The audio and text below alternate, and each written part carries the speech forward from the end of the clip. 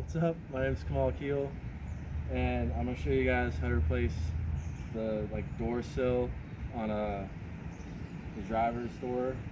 This is a 2015 Mazda CX-5. The reason we're replacing this is because there's a crack in it. Not really sure how it got there. It's always been there. I guess if you step on that when getting in the car, it's possible for it to break. But anyways, it was pretty simple to get another one from Mazda. I just went to our local dealership, and it was like $20, so it's really not that bad.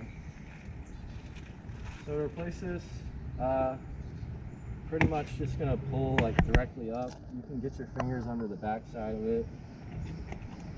This should just pop right out. And we just got some plastic clips that hold it in. And then these are just gonna, there's two pieces where it aligns, just here and here.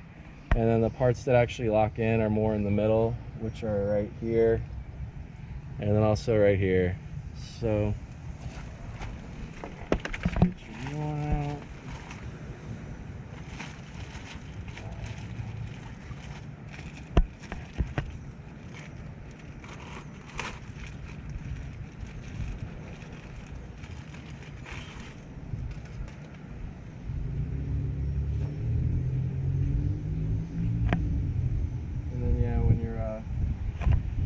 Oh yeah, I just noticed there actually is, looks like there is a little tab that locks on here and here as well. So the side with the lip here is going to go on the inside. So that's kind of what I'm doing, and line all the clips up.